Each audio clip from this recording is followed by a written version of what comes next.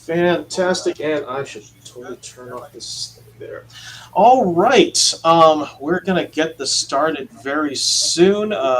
Definitely thank you everybody for coming out to this panel. I do apologize, I'm not actually there in person with you guys, but I will try to be as entertaining as possible. And yeah, that's probably about it. So hang tight, we are gonna get started.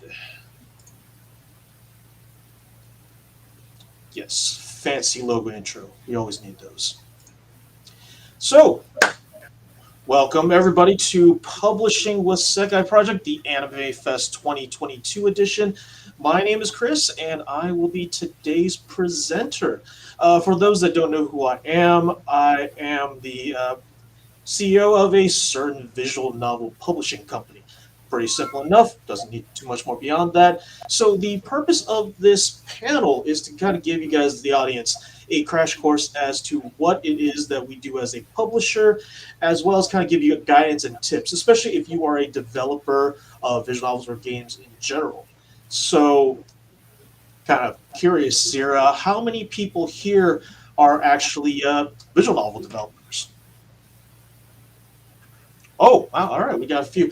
How many people kind of thinking about getting into it? You're kind of like, do I want to do this? Do I not want to do this? Interested people in development? Got a few of those? All right, all right. How many guys are just visual novel fans? Nothing wrong with that. Yeah, there you go. Because if you weren't, then you're in the wrong panel. Maybe go next door. But yeah, so fantastic. And so let's get the start. I realize I put this on the wrong screen. Give me 1 second. Move this over here. Yeah, there you go. And you can look at all the random things behind me in my office. Well, I apologize. There's nothing very interesting behind me. My office is mostly empty. Anyways, so I'm going to go over some of the pitfalls and things to watch out for when it comes to development. But at the end of the day, I hope this is a learning experience that if you guys are interested in getting to visual novel development, or, honestly, if you're just curious about what the heck it is that we do here at Sekai Project, I'm here to give you that information.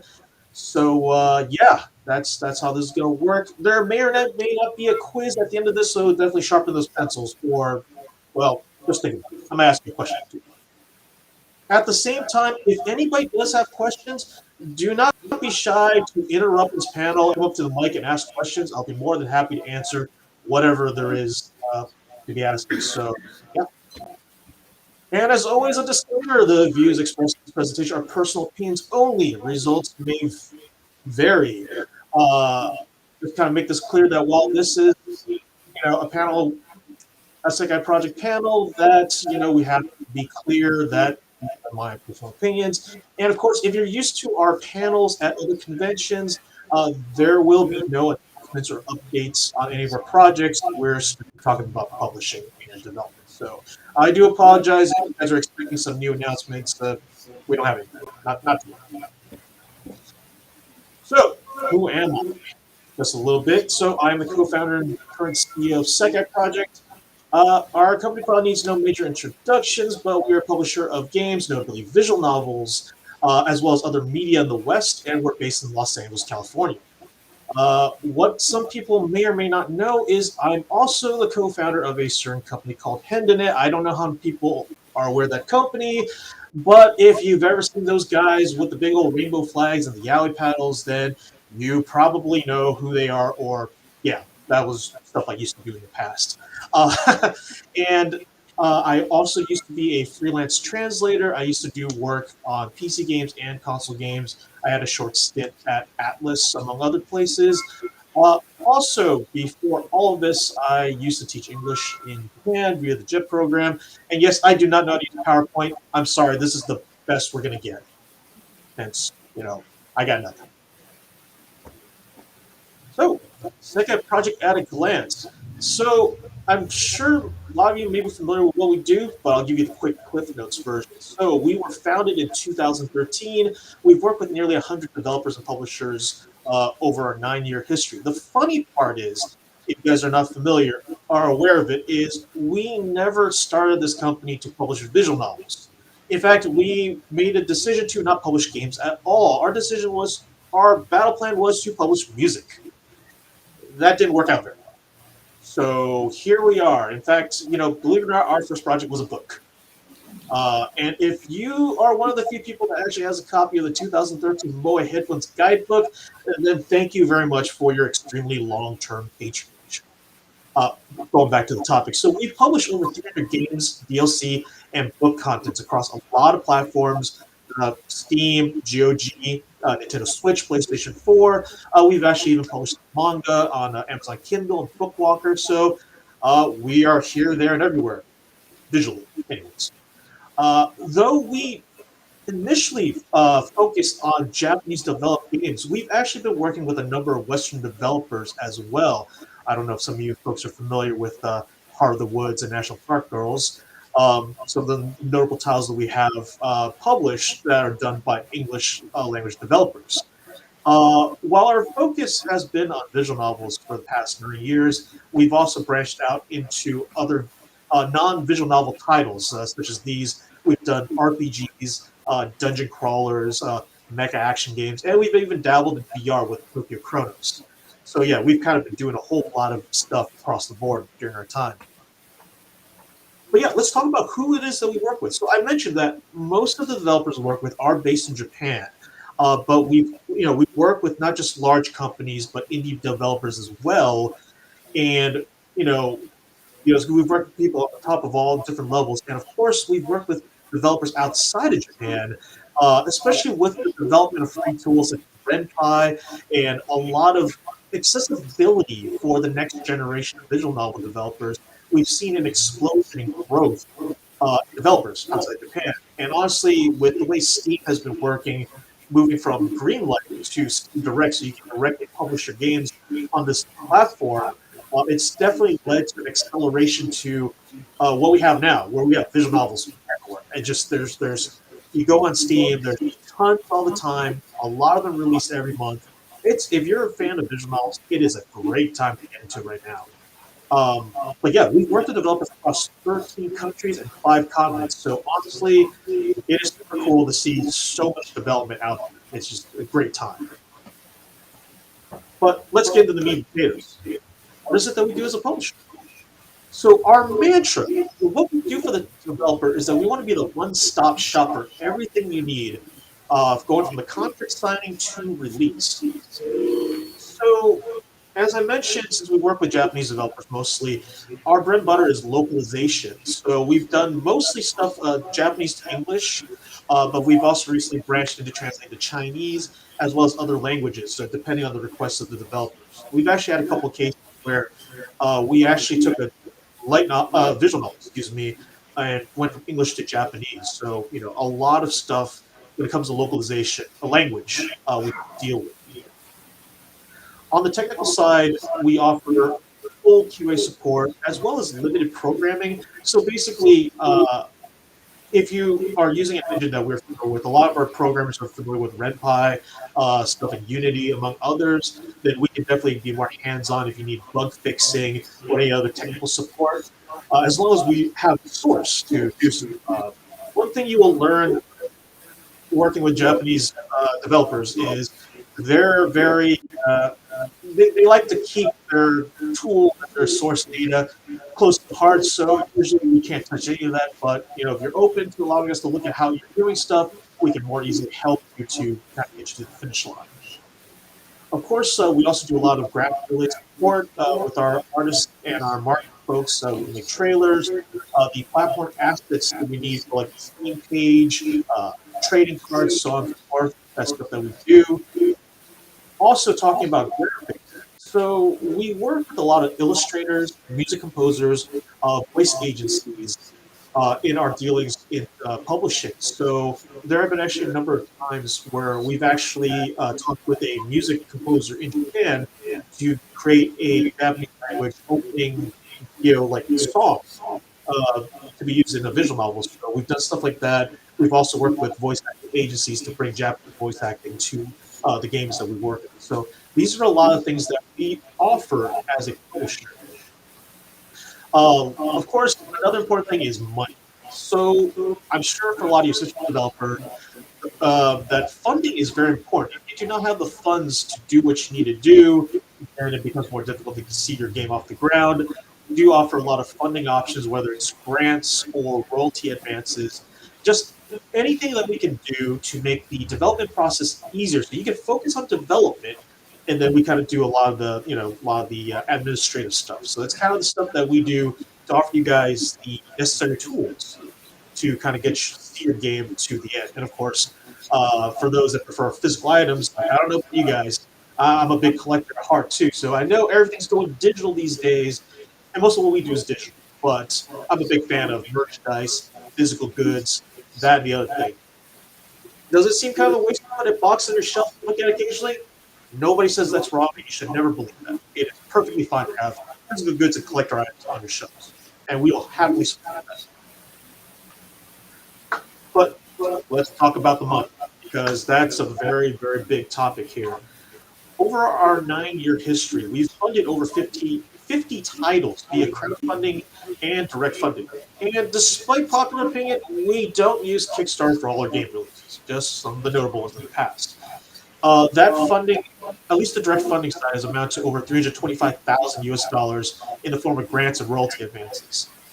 And also because we want to make sure, again, we want you to focus on development, making the best game you can, and we don't want developers to feel indebted to us, especially when it comes to royalty advances and stuff.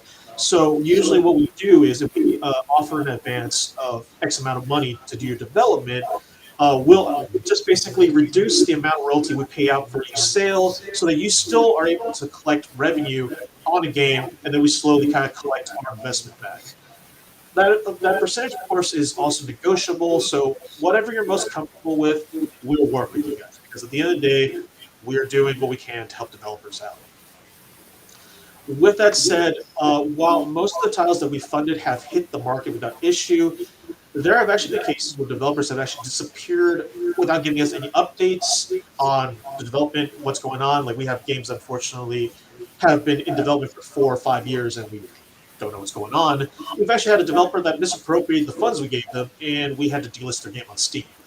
So, to put it politely, when it comes to funding, it's a trust. So we have to have trust in you guys. You guys have trust in us as a publisher, and once we have that kind of connection, things like funding, monetary situation, that kind of stuff, we can move forward. Also, I do want to make it clear for anybody that's been thinking about crowdfunding, out of curiosity for the developers out there, any of you guys have done a Kickstarter campaign or thinking about doing it? Nope. Okay, that's perfectly fine. Kickstarter, Indiegogo, and crowdfunding sites, they do have their purposes. And if you do not have the funding to do what you need to do, it's a fantastic way to get funding immediately, but there are a lot of pitfalls if you are doing a lot of physical stuff, dealing with fulfillment, or you have stretch goals where suddenly your development time ends up literally stretching out because you're adding too many contents. You're promising an extra story, an extra character, letting a backer create their own character, X, Y, and Z. These are the kind of things that you have to worry about if you go the crowdfunding way. But yeah, we will not be entertaining any sort of crowdfunding requests until I have no idea when. Just not our thing.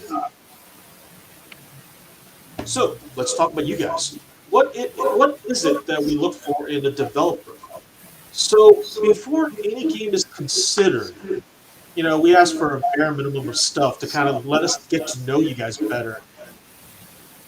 Number one, we need to find out, do you have a game that fits our brand? When I say fit the Sekai Project brand, I expect you guys to kind of look at like the titles that we've released and kind of see, okay, this is the kind of stuff the Sekai Project does. And if you feel that that's kind of fitting in with what you guys are doing, fantastic. We're more than happy to look at your game. But let's also look at some of the technical stuff. So expect to have like a game pitch or even a GDD, a game design document, so we can get an idea of what it is that you guys are making, what is the development roadmap, and just kind of what is it that the user will be expecting from a game that you're developing. If you are a new developer we haven't worked with, then we might expect a little bit more in the form of like a game demo or maybe a trailer that kind of showcases the game. So again, the more you can show us what you've got, the more that we're interested. So it's very important to basically bring your A game and to show us all the good stuff. And lastly, again, going with the brand, we want to know why does you want to work with us? Why Sekai Project? How did you hear about us? What makes you think that we are the right publisher for you? So these are very key questions to ask yourself if you're looking for a publisher or looking to work with us specifically. So let's talk about that game pitch. So the most basic definition of a game pitch is a concise description of a game that also shows how it caters to a specific audience. In user terms, just tells about a game and why people should care about it. Doesn't have to be fancy. Think of it like a cover letter. The email you write to us or the support ticket you put in about wanting to publish with us, that is your game pitch. I need you to tell me why is it that I need to care and what is it that you're going to present. And again, how does it fit the Sekai Project brand? It is very important to keep these factors in mind. You also want to highlight what makes your game stand out. It's an unfortunate thing that visually it's important that people, the first thing they see makes a lasting impression, even if it's not necessarily a fair judgment, because if you don't see the full package, you won't know exactly what you're getting yourself into. But the things that are important in your game pitch: a key visual, an illustration that's the front face of your game. Think of going into a game store and look at the box art. That is the key visual. If the key visual looks good, I want to pick it up, I want to play it, I want to buy that game. And that's a very important thing. If you want to convince us that you got something interesting, you need a good key visual. Also, talk about special features. It's got a compelling story. Does it have branching storylines? Maybe different, scenarios, gameplay. You want to highlight these special features because it's very important to kind of show us what it is that you're trying to put out there. And of course, make sure you have a realistic release date. That's a very important fact, and we're going to be coming back to that as well. So let's talk about that game design document, the GDD. So it is a highly detailed document that describes everything in your game. So this is the blueprint. This is the 20, 30 page, this is the big boy that's going to tell me everything about the inside about your game concept, your story, character artwork, interface, all the stuff. And of course, beyond that, also the development timeline. The development timeline of GD is very important because I need to know how much time you're going to spend on this. If you decide to pitch me a game with the GDD and say, yeah, I'm going to get this done working with, 5 of my friends, and, we're all kind of doing this for fun, volunteering in, all that stuff, it's going to be totally ready in 2030, be like, that's cool, check back with me in 2025. I mean, we have to be realistic about these things if you want to, be serious about working with us. So again, be realistic about those development times. Be realistic about milestones and funding requirements. Realistic budgets. One of the fantastic things about being into visual novel development right now is the people that you work with or need to work with. Your artists, your music composers, your programmers, writers, so on and so forth. A lot of those folks, they publicly, state their rates, or it's easy to contact them to find out what is the cost per image to get some illustrations done. What is the cost to get some scenario writing done? What's the cost to get a song done, a 3-minute song, 4-minute song, so on and so forth. So it's important to do your research when you're building your budget. And to, again, remember, a very important phrase, there is no such thing as a free lunch. It's always cool. Look, you want to work with your buddies, you want to work with family to put something together. And the thing is, while that's all fine and dandy, people that are doing things for free may not necessarily have the time to actually always offer you the time needed to do what they need to do. So that's why it's important that it's nice to have outside help, but whenever you can, realistic budgets to hire the right people to get the job done. And while I just say the details are important, you don't need to go crazy. You don't need to submit your entire scenario in your GDD. I don't need to see that. Show me a summary of the story, the important chapters, make it an outline of what it is to expect, and then focus on a lot of the details. Because we just want to make sure that your development roadmap is realistic. That is a very important factor. And again, I don't know if you guys noticed, I keep emphasizing the word realistic. At the end of the day, delays will happen. There is an inevitability of things got to happen one way or the other, and you have to be realistic with your timelines because it's important to know how long development takes. And as a publisher, we expect that you guys give us proper timelines so we know, what to expect whenever we're promoting your game and this and so forth. And again, realistic budgets. Again, the staff that you'll need to hire, a lot of them will have their information posted publicly. So, just you need to be able to make a realistic budget so that we understand what it's going to take to see your game to the end. And yes, I keep using that word, but you know what? Be realistic. It's important. I don't think Inigo Montoya agrees with me, but it is what it is. So, let's say that, you contact us, we like what you see, and we got some contract signs. What do we go from here? So, for start point, the first thing that happens is, number one, if you guys need funding, that funding will then be disseminated on a certain schedule. Just a general rule of thumb, with large amounts of funding, a lot of that is done in a monthly installment or any other interval that's agreed upon is just kind of how we operate. We do not offer a lump sum on the spot, just to kind of make sure everybody's kind of honest with what's going on with the development. We want to be as hands off as possible. So once contracts are signed, you guys are, you do your thing, you do your development. When you guys need stuff from us, then you contact us. Then it's like you need an artist, you need a translator. That's when we come to the picture. But as much as possible, we want to be hands off with the operation. But at the same time, we expect something from you as the developer working with us, regular updates, monthly, bi-monthly. Honestly, as long as you keep in contact, it doesn't really matter when you do updates. It's just that we hit, kind of say, hey, how are things going? Checking in, guys, and we hear nothing. That's when things get a little bit dicey. Because again, delays are fine. Just keep your publisher informed of your progress and let us know what your struggles are. If you need help with something, that's what we're here for as a publisher. But again, things to keep in mind. Feature creep. Feature creep is bad. Do not be tempted by feature creep. What is feature creep? Is when you start adding extra things to your game. You've got your game. It sounds good. You got the roadmap. You're adding extra features. You're adding extra characters. And suddenly your roadmap becomes this. Not a good thing. So definitely keep in mind the time frames of the stuff that you choose to do when you are developing a game and be realistic about it. And we understand it's hard to stay focused. You get tired, you start a new project, you're real gung-ho about it, and then your interest kind of slides down like that. It happens to everybody with whatever you do, but you just have to try to stay the course. And of course, I understand that things happen, but please don't tell us about other games you're developing that we did not sign you guys for. Do not ask funding for those additional games because we only asked you for one. Don't tell me about the other games you got in your back pocket. That's not what we signed up for. Because remember, development's a long slog, and you gotta be aware of what you're getting yourself into. That's a very key thing. So once the development is done and you've got a finished build for us, fantastic. At that point in time, we're bringing our QA team to test your game from top to bottom. Since, as you would imagine, the bread and butter of a visual novel is the scenario, it's the text. So that's the kind of stuff that we'll be pouring over. Even the best of editors are going to miss things here and there. Our QA team is there to make sure that you dot every I, cross every T, or you remember your punctuation. And of course, look for game-breaking bugs, so on and so forth.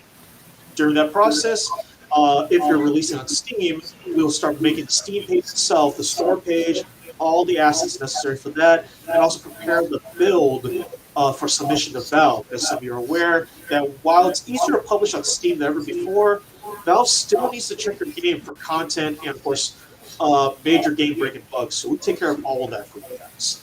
And of course, if you're wanting to publish on other third-party platforms such as GOG, Humble Bundle, itch.io, so on and so forth, if that's signed to us, we'll take care of that for you as well. But just to keep in mind, if you want to publish your game on a platform that we did not talk about in our contract, that's all on you.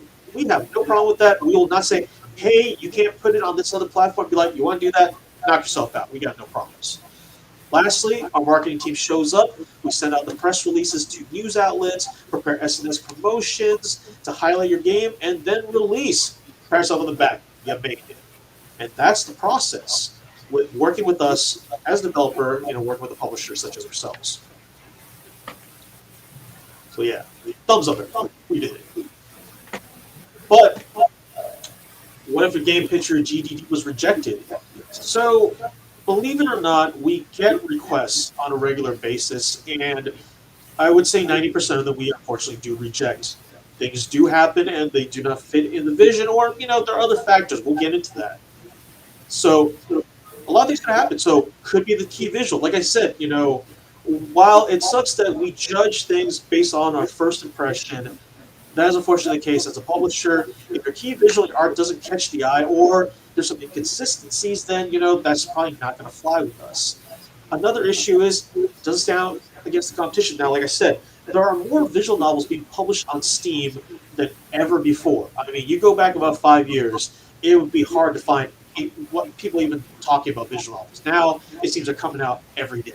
It's a wild, wild west kind of situation. But the thing is, how do you stand out from the competition? So you're going to make a game that's set in a school. It's a romantic comedy. That's great. There's 50 of them. How do you stand out from that? So these are the kind of things you need to be able to show why we should care. Why does the public care? And again, maybe your pitching game doesn't fit our brand. This unfortunately does happen, and in a lot of those cases, we always suggest maybe consider publishing yourself, because sometimes we'll look at it like, you know what, we may not be able to promote it as well as we should given the circumstances. Another factor is unrealistic expectations or funding estimates, because honestly, if the funding budget that you're requesting from us doesn't make sense, we probably have nothing to talk about, unfortunately. Let's get a little more details on that. Key visual and art. So again, it is unfortunate how things are, but if the art doesn't draw the customer in, why would they be interested in your game? And that's a very important factor. You have to look at it from the perspective of the user. Why should they care about my game? And this is where you have to put your best foot forward to show, what makes it wonderful, what makes it great. And if you're saying, oh, my story is good, but the art's not great, well, how are you going to get them the story? You've got to get them through the door before you try to sell them anything else. So it's important to have a good key visual. Another issue with the art is, what if you have inconsistencies? And I've seen this occasionally, and perhaps you have too. Maybe you'll see the cover on manga or a game, whatever, where the key visual looks super slick, beautiful art, gorgeous colors. You open it up and you realize, wow, none of it looks similar, looks weird. And this happens where sometimes when you're working with multiple artists, or you just an artist is good with illustrations, but maybe not good with character sprites, or backgrounds, and you have this inconsistency. And even if it's not deliberate, you want to avoid the appearance of a bait and switch. So it's very important that you keep things consistent no matter what. Make sure your budget is there to guarantee they have consistent art. And again, what makes your visual novel game stand out? Like I said, if you make romantic school comedy, you're going to have to beat out the competition. You need to know what makes yours better than everybody else's. And again, with the Sekai Project brand, especially if you're not pitching a visual novel, why should we consider it? We've done non-visual novel titles as well, but we need to be sure that what you're offering makes sense. You're telling us, hey, I've got this FPS, and be like, we don't do FPSs. Maybe you should talk to somebody else, and we will not know how to promote it. And again, if you're we get this occasionally. Some people say, hey, I got the smartphone game. Like, we don't do smartphone games. You need to do your research. If you don't know what it is that we do, then we can't really help you. So it is important to do your research, to be familiar with the Sekai Project brand. We do a lot of anime, Japanese style stuff, and that's kind of what we've been doing. So if that's what you're aiming for, fantastic. I think we've got something going on. And again, with unrealistic expectations and funding, again, if your development schedule doesn't make sense, not much we can do for you there. But again, you're telling me you're going to take 10 years to finish your game. That's cool. Ask us in 5 years. Ask us in 3 years. Or if you're not just clear, like, I'm going to make this 100-hour game. It's got live 2D and all this stuff. I'm going to be done next month. I'll say, I don't know how that works. So again, you have to be realistic and be clear about what it is you're doing, or especially your funding goals. If you are basically saying that it's going to cost you $100 to get all this art done, I'm going to tell you, nobody's going to sell you art for $100 to make 10 illustrations and a bunch of character sprites. We have to be realistic. You also have to pay realistically. Don't be trying to rip off people you're working with either. So we need to know what it is what kind of funding that you're needing. And of course, your goals are too high. You're asking for $50,000, $60,000, $70,000. Well, that's a little bit too much, and you better have to explain to us why it is that we got to keep all that kind of funding. And again, don't ask us for funding outside projects that we talk about. It's a really bad look. If we can't sign you for one game, you ask for money for a second game, that's not a good thing. Just keep that in mind. So in conclusion, and I apologize because I'm just doing nothing but rambling here, bring your A game. Show us what makes your game shine. You have to, again, look from the user's perspective and think about why they want to buy your game. So if you're going to pitch us, just come with your best stuff. Show us what you got. That's what we want to see. And be realistic. Game development is a very long road. You can't predict what will happen, so you just have to be ready. You got to be disciplined. And just, again, keep us focused. Keep focused. Keep us up to date on what you're doing, and, we'll make it work. Because, again, not all publishers will be forgiving of delays and stuff, but we try to do what we can to make sure we get you guys to the finish line, but you got to work with us there. And again, avoid the feature creep. It ain't a good thing because your game developments get dragged on forever. So that kind of wraps things up. I do apologize. This is extremely rambly, and honestly, some of these topics were not fleshed out as well. I do hope that hopefully, if you are a developer, that you came away with some information on exactly what it is we do, and something you may want to consider if you want to work with us or any other publisher out there. Game development has never been easier. It's been easier than ever before. There's a lot of great stuff out there, a lot of great talent. If you want to get into game development, especially with visual novel development, it's a great opportunity, but just be aware of what you're getting yourself into. So hopefully you all kind of learn something there. And so if you guys have any questions, complaints to the store manager goes here. I will also, I guess, keep in mind on the online chat, if anybody does have any questions, feel free to ask.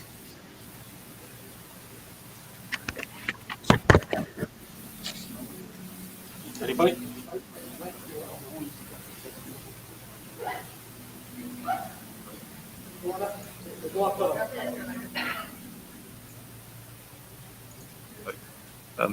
So what is like the usual budget for the games? Like, but not more usual, but like I heard you say like 40,000, 50,000 is unrealistic. So what is a realistic budget range? I think it will depend on exactly. So in the scope of visual novels, it's going to depend on exactly what it is, like how long of a game you're making, and like how it's going to like the kind of features you're going to add and the stuff that you have or do not already have. I'll give you some examples. For a number of English language visual novels that we have funded, funding has been anywhere between $5,000 to even $10,000, and a lot of it goes towards art. Art is usually the most expensive part of the operation, and depending on the caliber of the artists you work with, I've seen rates anywhere from $100 to even $500 for one piece of illustration. So those are the kind of numbers I would expect. Because again, the people that you work with in the development cycle, they will give you those. They'll say, "Hey, these are my rates. If you want to hire me for X, Y, and Z." So if you somehow find people that want to do this for like $500 on a shoestring budget, I mean, show me the notes, and if that makes sense. I mean, I think we'll be very open to it. Okay, thank you. My pleasure.